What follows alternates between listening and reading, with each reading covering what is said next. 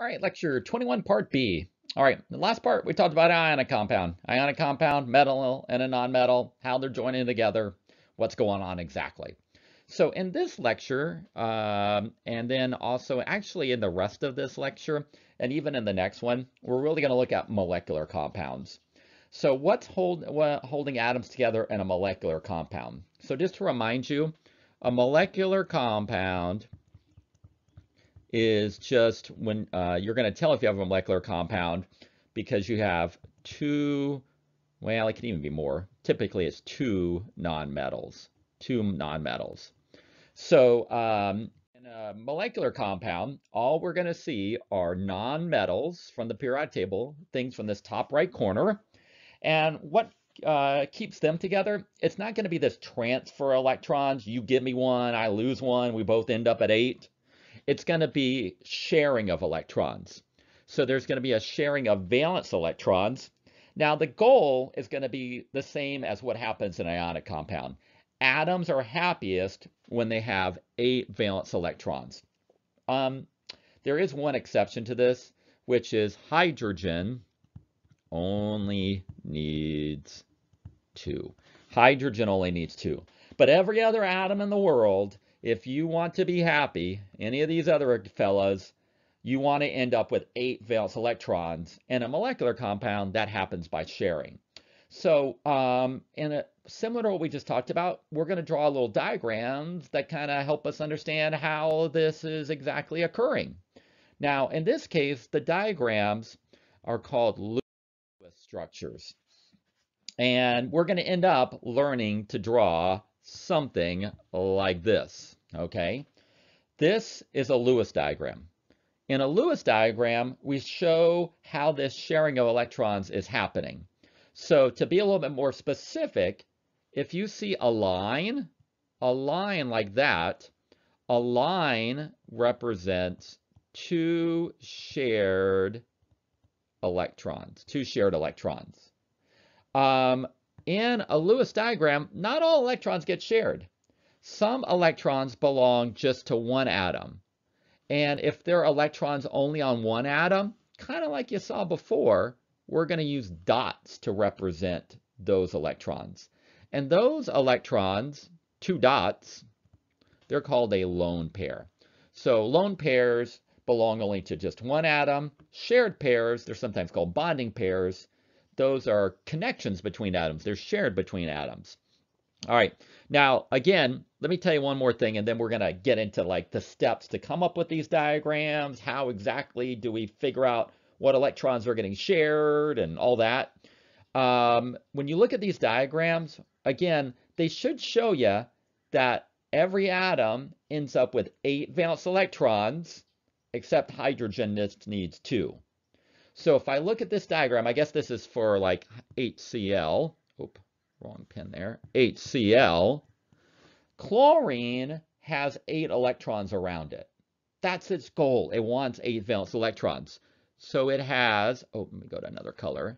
It has 6 belonging just to him, those 3 lone pairs, and he's got the 2 he's sharing. So that's how chlorine ends up with 8. 6 just for me, 2 I'm sharing. Now, the other thing that's true, remember, hydrogen's a little bit of an exception. Hydrogen only wants 2, so these count for hydrogen as well. They count for both atoms. So that's how hydrogen has its 2 electrons. Remember, a line means 2 electrons. All right, so with that, we're going to learn how to draw these diagrams. That's kind of like the big topic for the rest of this lecture. Okay, so let's get into the steps. How exactly do we picture this sharing happening? All right, let's get to it. Okay, in a minute, we're going to do like 2 examples. So the ones we're going to start off with, we're going to try to figure out what exactly is happening to keep the atoms together in PCl3, and then also we'll do water, H2O. So these are the steps. I'm going to read them to you, and then we'll do our examples in a minute. Step number 1, draw a sketch of the arrangement of the atoms. The atom with the smallest subscript will be in the middle. So we're going to look at where the atoms are. Step 2, bonding between atoms involves valence electrons. Add up the valence electrons.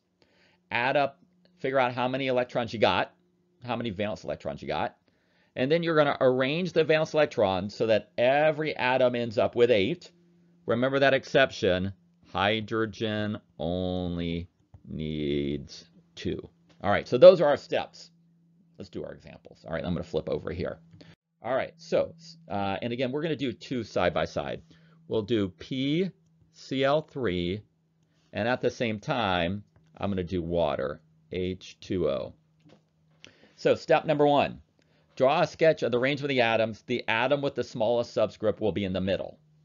So in a molecule, at least the ones we're going to start off with, there's going to be a middle atom. Everybody's going to connect to that middle atom. So the way you know the middle atom is the thing that you have the least amount of, the thing you have 1 of. So in PCl3, that's phosphorus. Oop, wrong color. That's phosphorus. The chlorines are all going to connect to the phosphorus. So where you put them doesn't matter exactly. We tend to just kind of spread them out, kind of up, down, left, right, that sort of thing. Okay, so draw a sketch of the arrangement of the atoms. The atom with the small subscript will be in the middle. That's the phosphorus. Now, while we're at it, let's do oxygen. Oh, sorry, water. So in water, the middle atom is going to be oxygen. The atom with the smallest subscript, the other atoms, the hydrogens, are going to connect to the oxygen. All right, the hydrogens will connect to the oxygen. So it's going to look something like that. All right, now, that's where the atoms are. But if we want to understand how they're connecting, we got to talk about electrons, because those are making the connections. So step number 2, add up your valence electrons. So again, we're going to do both of them side by side. So I want to add up all the valence electrons in PCl3.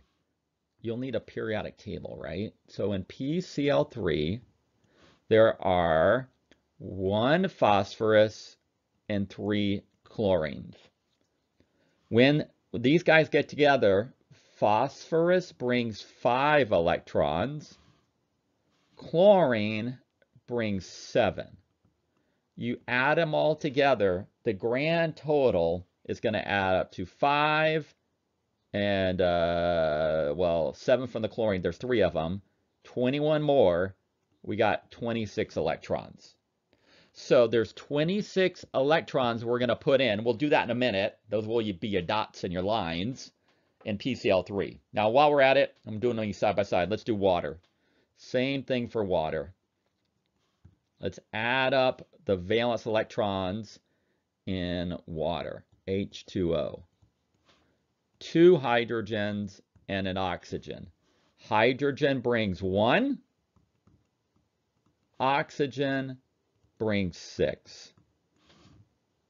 You put it together, 2 hydrogens, that gives me 2, and then 6 from the oxygen, it adds up to a total of 8.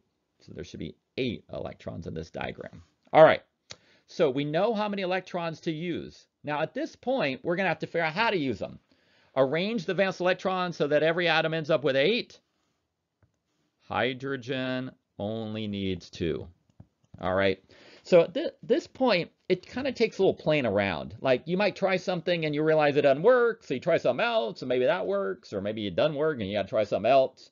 So at this point, we got to just try things. Now, how do you know what to even try? Well, one goal again, you've got to use this total number of electrons, whatever you added up. Other goal, everybody needs 8. Now, hydrogen only needs 2. Now, as far as that goes, the one hint I can give you is all the outer guys are going to have to connect to the middle guy.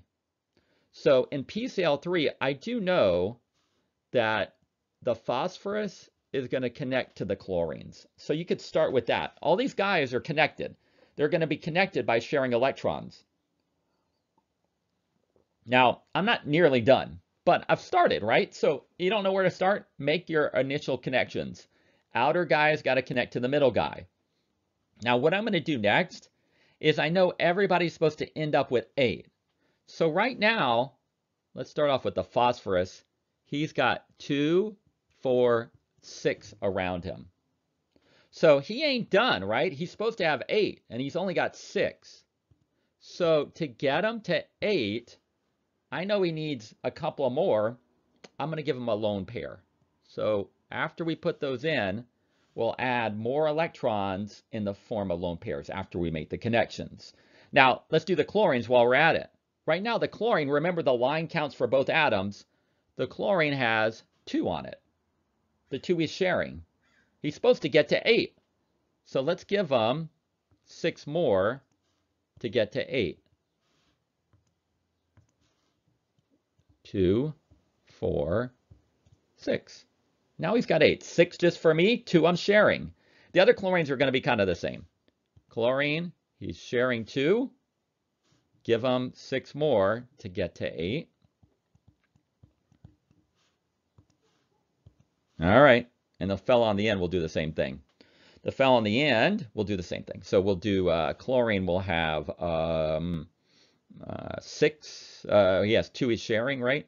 So he needs 6 more to get to 8. All right.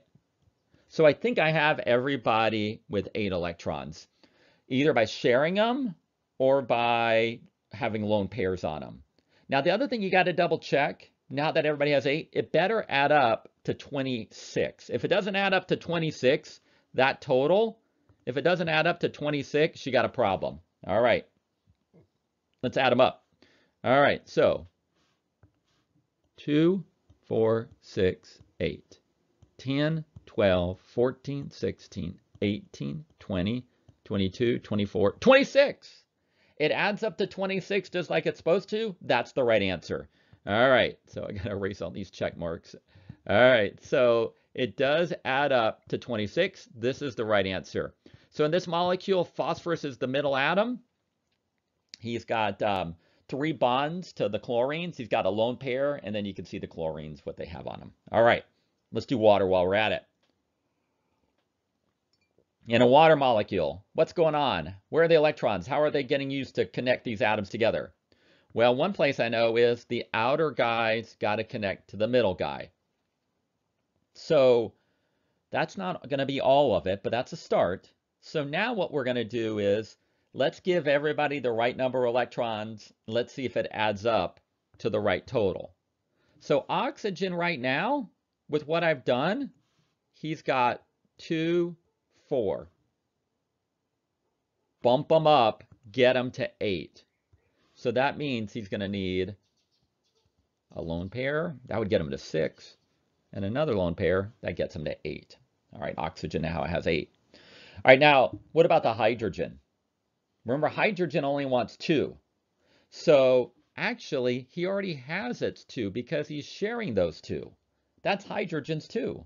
Just like over here, this is hydrogen's 2.